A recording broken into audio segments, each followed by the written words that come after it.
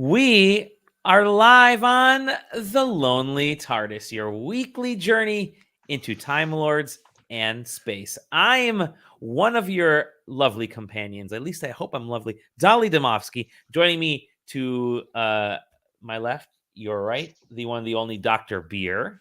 Are we actually alive, though, or are we in a simulation? Potential. Or is it live, or is it TDK? Oh For those boy. of you old enough to remember cassette tapes. Cassette tapes? Oh, shut up, Dolly. Bizarre, You're my bizarre. age. I You're am. 96. This guy right there, Sean Norton. Greetings, old men. It is great The to share man, space with you. the man, the myth.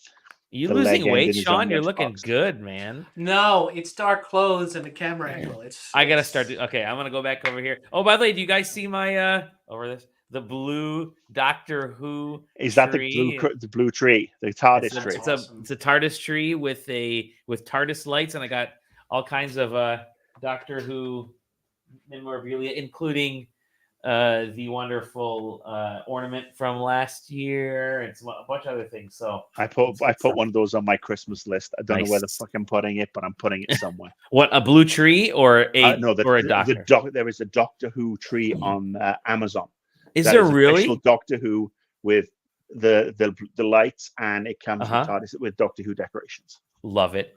Yeah, That is pretty cool. I guess you can make I a mean- Dalek one, right? With like, if it's a blue tree with like white balls. Wait, that didn't sound right. That's that sounds like a Smurf, if you ask me. Welcome to the team that's That's going to nice. be guiding you through. Oh, that is gorgeous. Yeah, nice jug. It's a cookie. Oh, it's a cookie jar. All right. Oh. And there are I don't have a cookies in full it. Christmas tree, and I don't know where the rest. I mean, all my ornaments are on the tree downstairs, so I'm just gonna have this on the desk next to me. You can't see it, but it'll be here, keeping me. I It's the had a thought that Doctor counts. Who cookie jar and it broke. So I need no. to, and then also, well, it's protected me from eating and buying cookies. So at least there's that. Who? I'm not even gonna ask how that works, but let's go ahead. Marcus is grumpy. He's preemptively grumpy. No, Marcus is not grumpy. Marcus is fine. He's Marcus got is resting fine. grumpy face. Let's do our speed run. Marcus is ready to talk about Wild Blue Yonder, a fantastically cool episode that aired just this past week. Doctor Who, the second of 3 specials.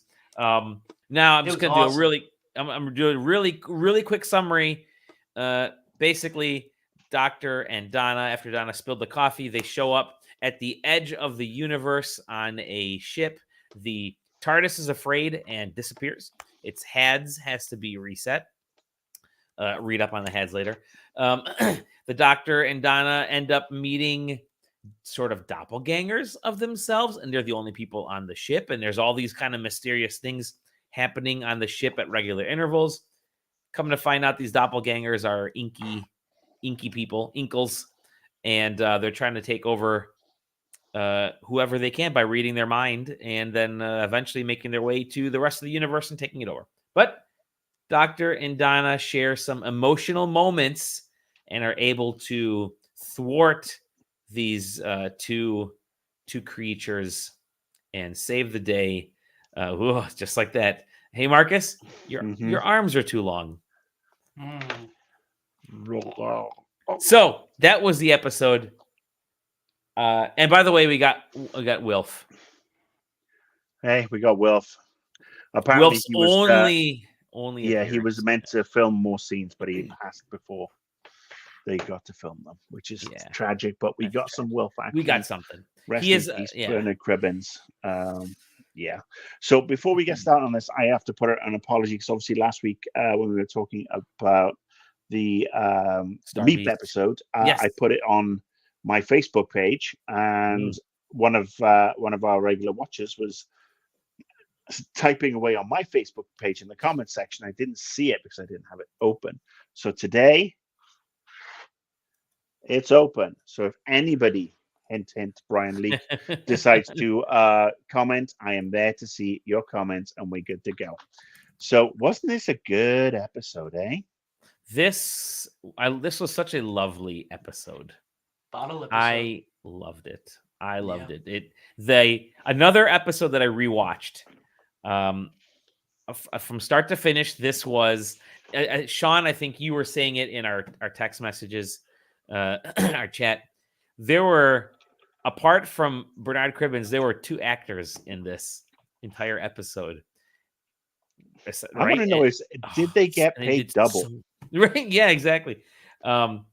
But this was all about Donna and the Doctor and their interplay and how well do they know each other. And the Doctor, I will say also, kudos to Russell T Davies for sort of kind of tying up Russell T Davis. Sorry. Bloody Yanks. Why do I say Davies? Because Americans saying that for like 12 He's Welsh, years. It's Davis. Yeah, finally. I genuinely think that I adapted that from hearing you say it, and I've said it wrong for years because of that. It's like saying Anthony instead of Anthony, as in Sir Anthony Hopkins. He's Anthony, not Anthony. So what's his name? Anthony. Russell T. Davis. Russet. Don't know. Russet right, Q. I'm going to see you in 2 days' time, and I will put you over my knee and charge you extra. Promise. Don't threaten me with a good time. Back to the episode. So okay. I want to hear your thoughts. I was gushing over this one for several reasons, but tell me what you guys think. Whoever wants to go first. Sean, you go first this time, my friend. It was great. It was an acting tour de force. It felt like everything we've missed from Doctor Who. Yeah. It was a compelling narrative from start to finish. It built up the dread wonderfully. It built up the mystery wonderfully. The payoffs were fantastic. And the Doctor almost lost, which I really appreciated because that never happens. Yeah. I really, the only criticism I could even level at this isn't a criticism. It's just a personal disappointment because my expectations and hopes were for something a little different. Sure. In that feeling that the 60th, it should be a little bit more oomph, a little more 60th anniversary feel to it. And I talked to you guys about this offline. I am personally missing the multi-Doctor aspect of this. And I get it. Like, it's a creative decision. We're bringing it back. We're getting the vibes. It's awesome. It's fine. But now that I've seen this episode too, like, oh my God, how cool would it have been if those things kept... They had all the memories of everybody. Yeah. It wouldn't have been great if, like, the door opens, boom, it's Matt Smith. The next door opens, boom, it's Capaldi. And they're lecturing them on the Doctor and all the stuff he's been through. I would even bring Joey back. I know it's too soon, but I get it. And you could have different companions, and Dona'd be like, wait, is this... What's going on here? It's not a criticism. Again, I want to stress that. It's a personal thing where I wish we had seen them because I miss them very much, and I think these are the moments you would do that.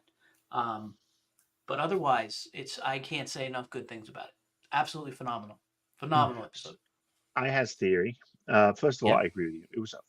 It was a really good episode that really grows on you. It's an understated episode in a lot of ways.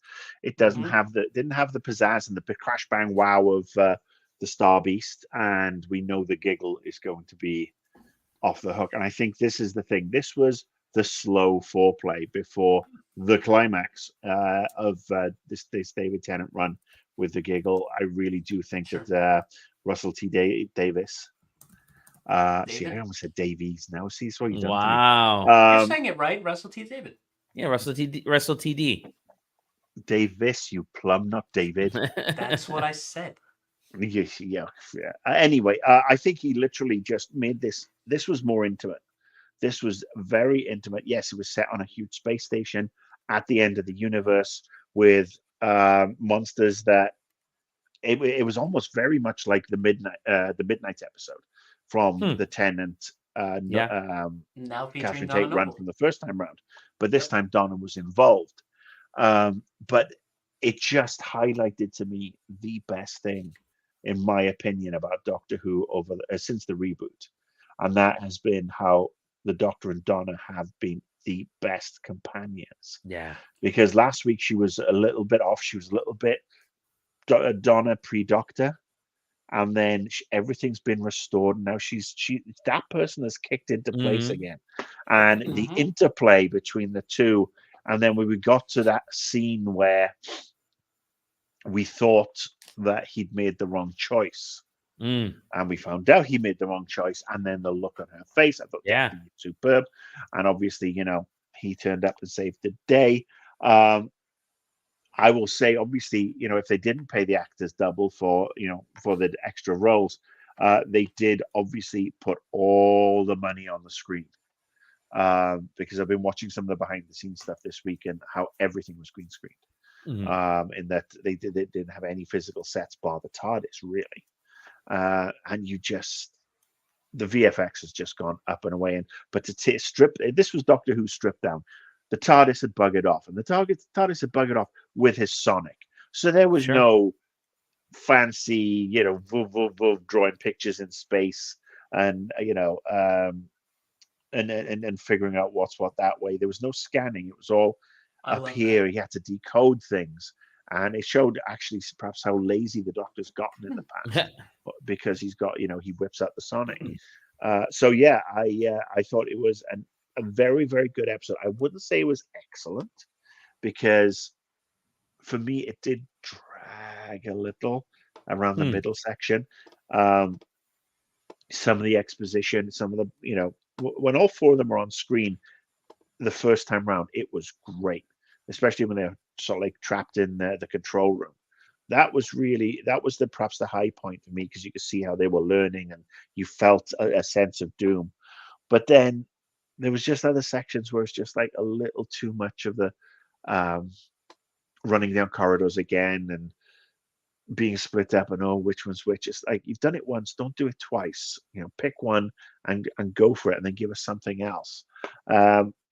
But yeah, on the whole, I thought it was a very good episode. I really enjoyed it.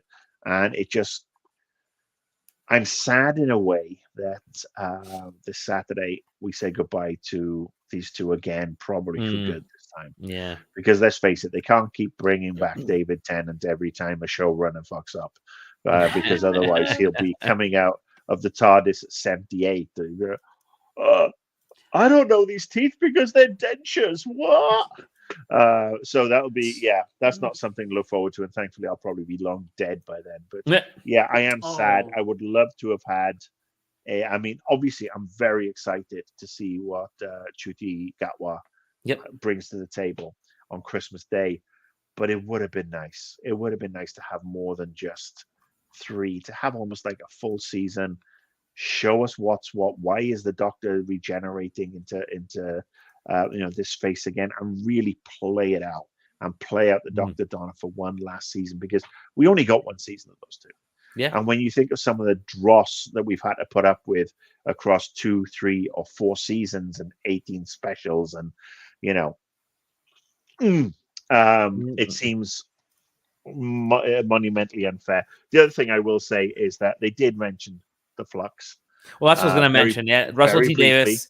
Russell T. Davis. As I said to you in the text, after they mentioned the Flux and the Doctor's reaction after that, where he starts kicking the shit out of a wall. Yeah, I had the same reaction to any mention of the Flux. I mean, it's you throw in the timeless child as well, and I'm going looking for a shotgun. I'm gonna bounce off that note because bringing up the aspects of the past, they brought up the Flux, brought up the timeless child, right? It asked, "Where are you from, Gallifrey?" And then Donna says, "No, you're wrong because you don't know where you're actually from." And so, just a light admission of those things, I think, was enough so that we don't have to dwell on them. Right? It's like, okay, cool. We covered it. It's done. We don't have to worry about it until years down the line when we're out of ideas for the series. We can pull back on those. But the interplay between Tennant, between the Doctor and Donna, I'm going to use their character names, I thought was so perfect. Like, just that sort of Spider-Man scene where they're all in the, they all meet in the room after running around. They're all kind of pointing at each other to figure out which one is which. And to me, there were genuinely sweet and sad moments. There's the one scene where Donna's putting together everything. And the first time we hear the Doctor say, "My arms are too long," Donna's kind of putting everything together in the hot room. And then the Doctor's doing everything in the cold room or whatever. It's those scenes were so good because it was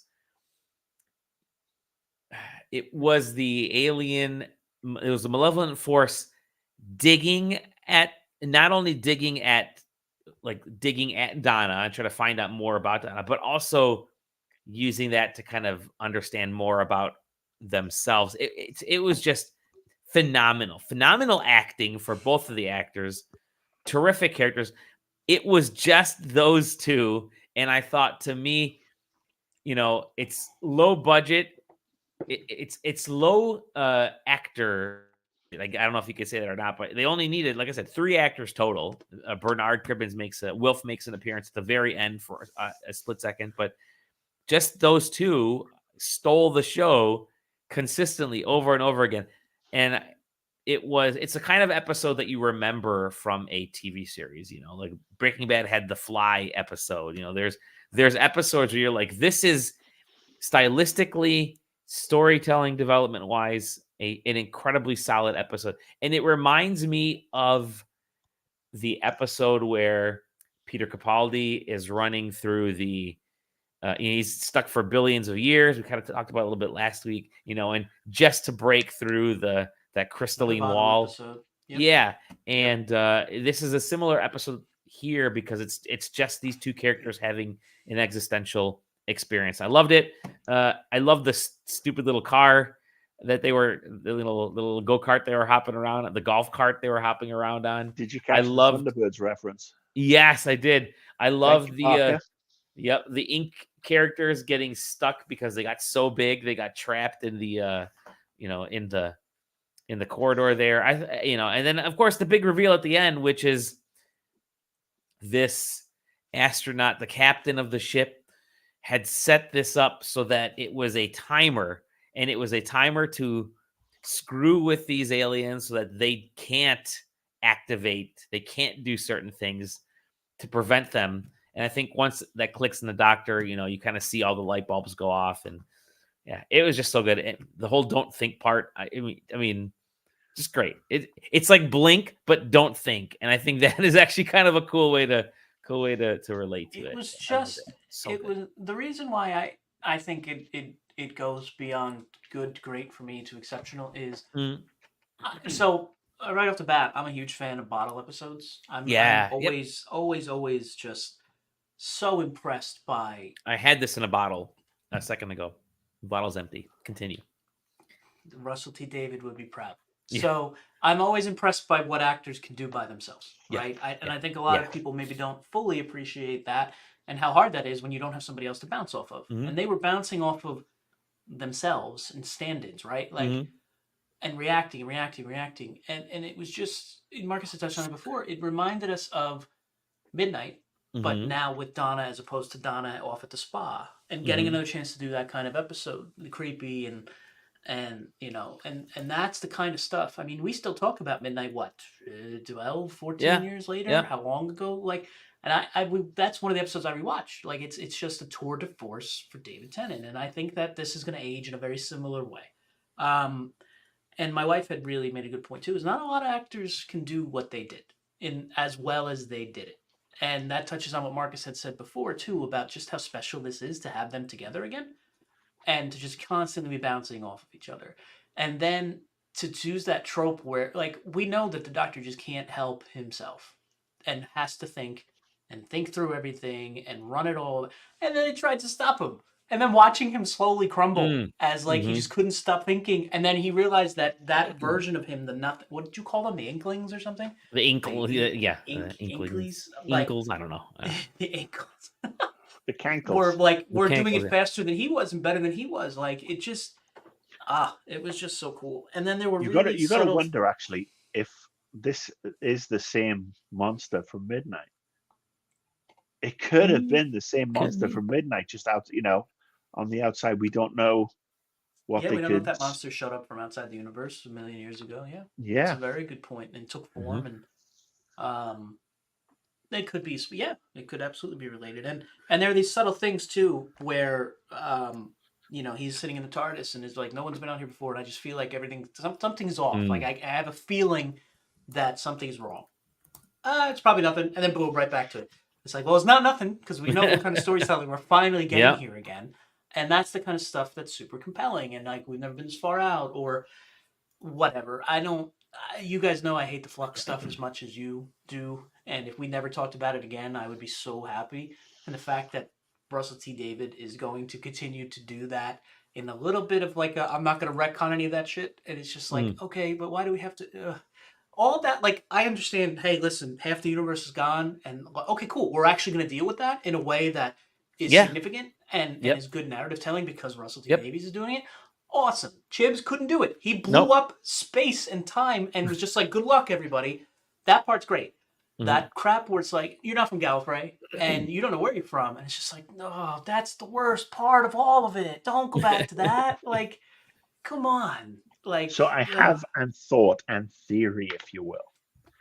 There's a line where David Tennant at the end when they're back in the TARDIS, and David Tennant says, "At the edge of space, the line between reality and imagination, I mean, I'm paraphrasing, is blurred." And he said, "Oh, I wish I hadn't mentioned about vampires and werewolves and this, that, and the other." One, I think that's setting up a whole bunch of interesting shit for the next couple of seasons, because apparently if you mention stuff there, it can come true. So also they mentioned the Flux and the Timeless Child, and we saw the Doctor's reaction to it. So what if he thought something, and we come back in in like 18 months, and we go back to this moment and his words and him thinking, I wish this had never happened. The Flux didn't exist. The Timeless Child, which was from Gallifrey. And then all of a sudden, Russell T. Davies is so clever that he's just built something in this episode that could retcon all of the entire Chibi Vomitus stuff. Maximus Chibnall era. Obviously, we don't want to lose the two Doctors who were part of that era because they were fantastic. We don't want to lose the companions because they were all fantastic too. But yeah, wouldn't it be great if Russell T. Davies just did something very, very sneaky that sets it up for maybe even next season? I'm going to live in hope. I would love it. I'm not going to take your hope away from you. Russell T. Davies can do that because he's done it. But I would love it. I would love that he's telling us one thing, which is like, I'm not going to change it. Everything that came before came before. And then just 180 us. Yeah, I don't know. It's so dumb. Otherwise, yeah, his reaction to that was great. Showing that there's emotional trauma from the Chibnall era, great. And another thing I'm really appreciating, I don't know if we talked about this last week or not, so I apologize if I'm retreading old ground, is we now have these characters that we recognize as the return of them, but they're not the same. Like, Donna is grown and matured and is a mother now. This is not the 10th Doctor. It's the 10th Doctor in voice and face. It is not the 10th Doctor in terms of one-to-one personality. He's dropping love bombs. He's saying the dude is hot. He's like, oh, is this who I am now?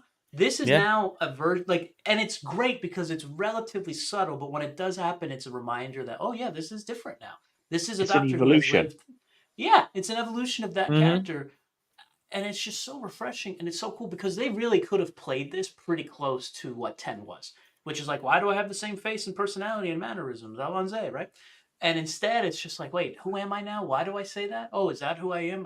Do I love people now? Okay, because we've had Smith and we've had Capaldi, we've had Jodie. Like, it's so well done, and I don't know that. I mean, I guess maybe some of the previous Doctors could have pulled it off, but I don't know that anybody can pull it off like Tennant does. Like, he's just such a master of his craft, and he just sucks you in every minute he's on screen. Also, I mean, to touch on that, this version of the Doctor, when we had 10 the first time round, he was scarred. He came after Eccleston, who came after the War Doctor. So he's still scarred by the Time War. And you see that in him, especially towards the end of his days and the Waters of Mars, the Time Lord triumphant. I'm the last of mine. And now he knows Gallifrey is back. Now he knows, it's back in some way, shape, or form, whether the Master's killed everybody or what.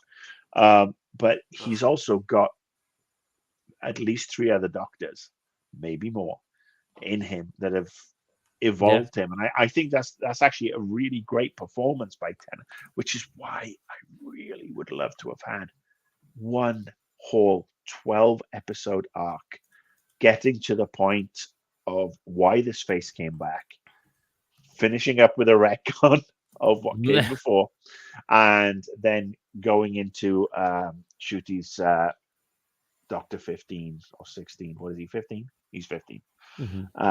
Yeah. But you're right. I mean, it's David Tennant just owns this part. it. And I feel sorry for the next guy in a lot of ways, because he's coming after an absolute master who, outside of Tom Baker, is far and away my favorite Doctor. And I think everybody's favorite Doctor, because he was the one who brought, Doctor Who to the height of its popularity. Figures that were not even matched in the heyday of the 60s and 70s. Yeah, and it's going to be interesting too. It's a bummer that we're only getting 3 hours instead of 12, like you said. I don't know. I have a sneaky suspicion. I mean, they brought Tennant back for this. I don't think he's done forever. I don't think he'll ever come back for a full series. I do not think he's done. I can't explain why. I just have a feeling I don't think he's done. But they have a lot of questions they got to answer next week, including why the face, why this happened again, why was the regeneration so different, why did he regenerate with clothes? Like, what is going on here? Who's behind this? If anybody's behind this. He talked about the clothes thing. Russell T said that, he just didn't want David Tennant standing there in Jodie's clothes. Just off the get-go. And they've done that. They've done that, I think, back in the very beginning. There's been some clothing regeneration. And all right, well, fair enough. If that's fine. But the face thing, for sure, because he's alluded to it, and Donna's alluded to it. So, and I don't know. Maybe this arc, this mini arc, ends with him being the opposite of what he was in his original run, where he's okay to let go. He's okay. Maybe we get 14 and 15 together. Maybe. Well, we will. I think we will. I just don't know how. But that's for maybe it's a Russell. Thing. That's from Russell from the Mumbles to tell us, isn't it? I guess in closing. Well, we could talk about this for an hour or more. I think this is a good episode. We'll talk about this over lunch on Thursday, in person, face to face. And Dali's frozen. So Dali's been having network issues. Was I frozen? I was frozen. His wife is. I wish I got a picture of that. That was amazing. I was like, yeah. I'm not frozen that time. I was just standing there. Yeah, my network. My network is going crazy. I think the not things. I think that's what they're called. The not things. Are getting to me. Hardwire, my friend. Run a hardwire. I need to. That's what I do. I have 8,000 things off my network, off my stupid Wi-Fi box right now. I think it's this laptop, actually. The Wi-Fi on this laptop is dying, so I got a hardwire. Anyways, as I was saying, before the not things really interrupted me, terrific episode. Absolutely loved it. I'm looking forward to the finale of this 3-part mini season, the specials. I'm glad they're not calling it a series. I'm glad they're calling it just specials. That's okay with me. And again, another one I'm going to be thinking about. Okay. Yeah. You guys have any theories on what causes the regeneration next week? No. Okay. I've got a funny feeling the Celestial Toymaker is a Gallifreyan. Oh. And it might be a forced regeneration, a la Patrick Troughton into John Pertwee. Maybe. That's just a wild guess, because the Celestial Toymaker is very, very powerful if he's pulling all this stuff together. So somebody's screwing with something, and I know they're not. I would hope that they're not going back to the Master again, because I'm still feeling a little. Maybe Master shy after last time. Specials. If anything, I think we kind of see it in this episode a little bit, and you kind of brought it up too, Sean. I think this forced regeneration will be the Doctor finally being able to let go. This Tennant Doctor, number 10, and will finally be able to let go, and that will be. I'll take 2 of those cookies, please. That will be what. it's a self-forced regeneration. Like he'll actually be ready to go, because the last time he wasn't ready. He wasn't ready. So a self-forced regeneration. He's going to resolve this with Donna, and then yeah. By the way, we have one of our viewers, Tyler Gardner. You may know him. He says, "How wrong is Sean's take? Like the most wrong take possible." The hell's he talking about? Yeah. Which take? All my takes. All, yeah. And then but no, I think it's. I ask is, I know. Again, I feel like it's number 14 is going to realize, this is the. I finally succeed. I finally cleaned up the thing that's been gnawing at me, and now I can go.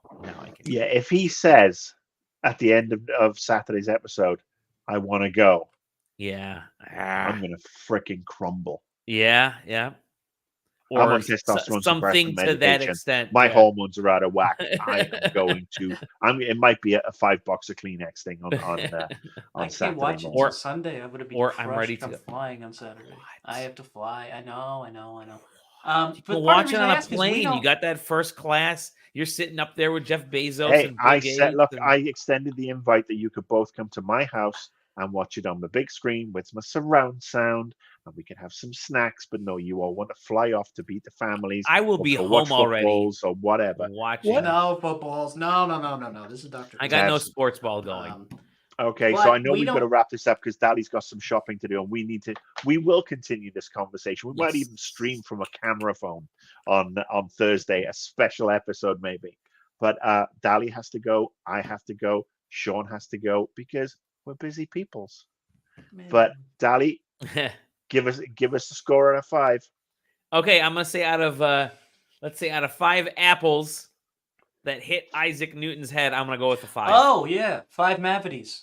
Yeah. There you go. We didn't even talk about that and the potential repercussions that's gonna have. Isaac Newton. They're just changing history now. Yeah, I love it. Yeah, he'll go back and just hit him over the head with something again, preferably a mallet. I'm with you. 5 out of 5. Another bang-in episode. Not quite as entertaining as the Star Beast for me because it was on a different level, more intimate. Roll on. Got a 5. 5 for Sean. Love it. There you go. That's it. 2 5 out of 5s. It's good. 2 in a row. All right. Oh, what a time! God, he's frozen again. All right. So when he does come back, we're going to say goodbye. Yep. He has to go shop for novelty underwear for his flight. Seriously, I don't get it.